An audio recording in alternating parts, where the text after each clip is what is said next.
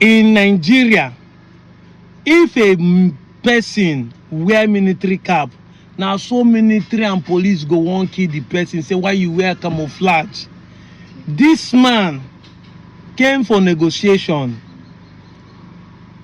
and wear camouflage, carry bullet, everything. Nigerian government are still listening to him. Somebody that you know that have kidnapped, killed and murdered people, allegedly, yet you are having a peace talk. Why is Nigeria a weak country? We are a weak country because we are the country that are still negotiating with bandits and terrorists. When you negotiate with bandits and terrorists, you don't solve a problem, you don't bring peace. Rather, you are weak. See America now, see Russia. They say, if anybody misbehave, we'll send him to early grave. We are joking about it. When the man say, I don't have any problem with terrorists, I don't have any problem with all these people, but I will send him to go and meet God, I will judge him or her. But Nigeria is still negotiating with terrorists. Yes, someone somewhere is being held captive just because the person said, I want my people to have light. I want my people to have good road. I want my people to have electricity. I want my people to have security. If you're not going to make this thing happen, I want my people to be on their own. I want my people to have resource control, to use what they are making, these resources they have to build their own economy. If you're not going to do that, we want to be on our own. But somebody who has not contributed or suggests why it will be came by force. How are we sure that these guys are even Nigerians? Because the last time I checked, El-Rufai said that some of them are being paid to come from another country to come and kill Nigerians. And he has gone to negotiate with them. Yet Nigerians are negotiating with terrorists. Nigeria country is negotiating with bandits. What a country that we are. What a shame.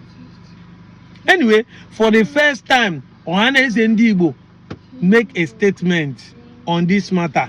Because Ohanaeze is weak and political. I know they are not talking about releasing Mazi Nnamdi. They are saying just free him for a medical checkup. At least they made a statement. Because it's a shame. It is a shame that Igbos are quiet and their own son are languishing in dungeon. It's going to be a shame that they cannot speak. What kind of fear has crippled you that you cannot speak for your own people? That is why I don't blame people who are saying that you guys, the politicians, are the one holding him calm down. Because people believe that if he comes out, your election or the way you rule the people are not going to be free and fair. You're not going to have it easy. It's a shame. Others are fighting for their own. If Sunday has been released, yes, now Gumi is working free.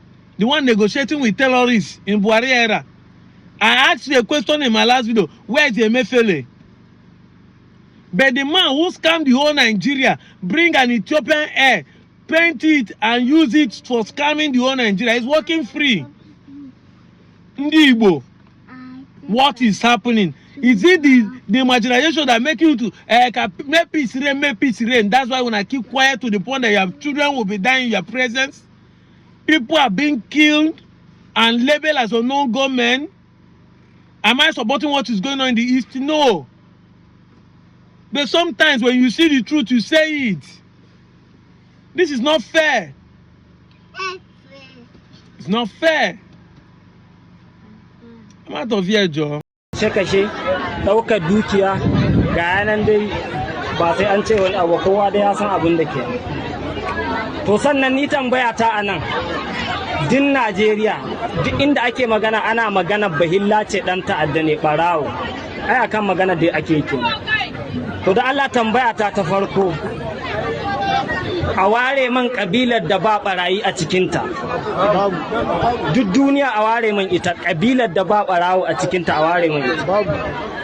Ku Hausawan da kuke mana magana cewa yan ta'adda ne barayi ne ba ku ba barayin a cikin ku. akwai su tari sannan ba a ɗauki ƙabilanci aka samu ku ba, mu sai aka ɗauki ƙabilanci aka samu, ko ba gaskiya ba. To in ko ba a bar wannan hudodin ba na kashe-kashe da ƙabilancin da ake ɗora mana, to babu ranar da wannan abun zai kai ƙarshe tsakani da Allah. Dole sai an koma an ɗauki hanya ta gaskiya, an yi ma kowa adalci.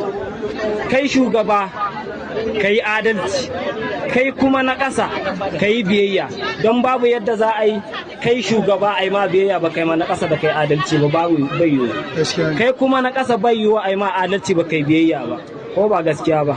Sannan ina da wani misali ko kuma wata tambaya akan irin abin da mu in muka yi za a yada shi a duniya, mu wanda aka yi mana ba za a yada shi a duniya ba. Ina ga kwana-kwanan nan duk mai hawa social media ya ga wata matsalar da ta faru a yankin malumfashi ne, ana cewa an kai hari an kashe mutane a cikin masallaci. To haka ne ba haka bane, Allah kaɗai ya sani.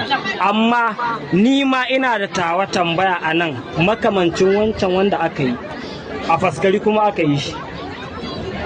Ina ga kowa san Kadisau kuma a faskari take.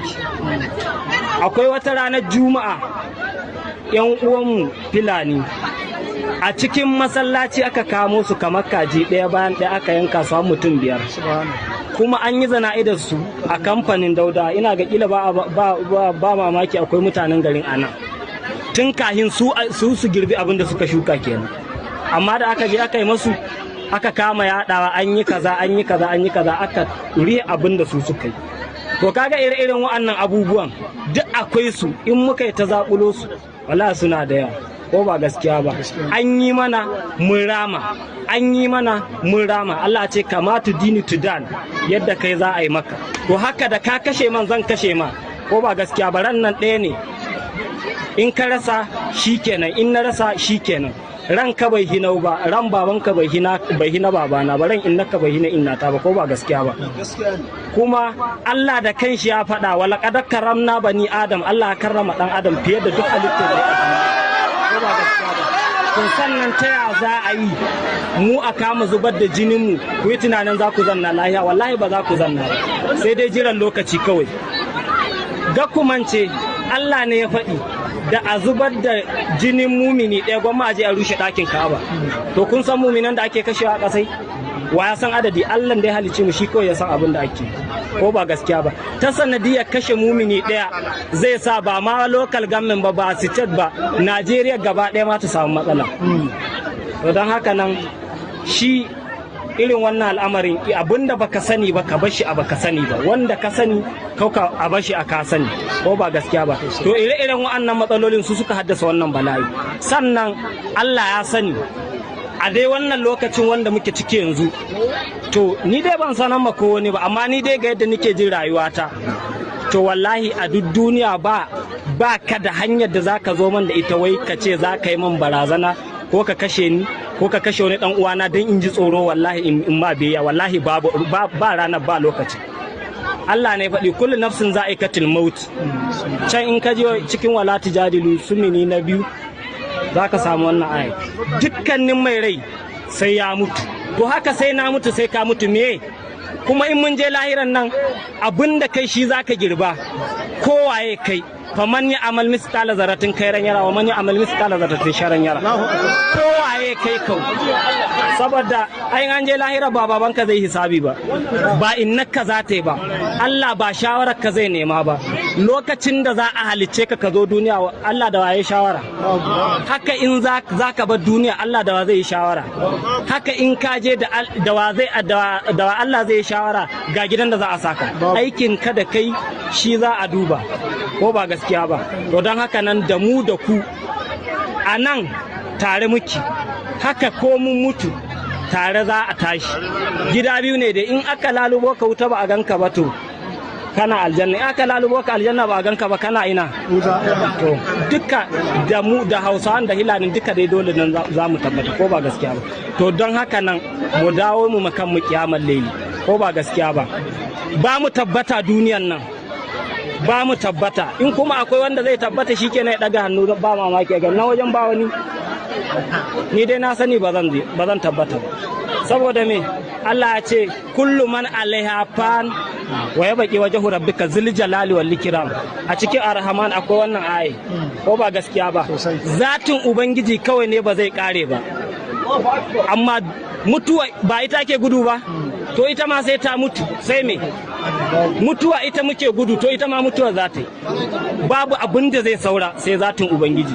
Don haka nan kawai wannan al'amarin Allah kawai ya kamata mu tunkara, mu koma mashi, lokacin za mu sauki wannan al'amarin. Amma duk duniya wannan dai lokacin da muke, wallahi babu bukatan da za a ɗauka a ba wani mukami kowane iri ne a ce zai samar da zaman lahiya a Najeriya a ƙasar na, wallahi ba shi. Amma Allah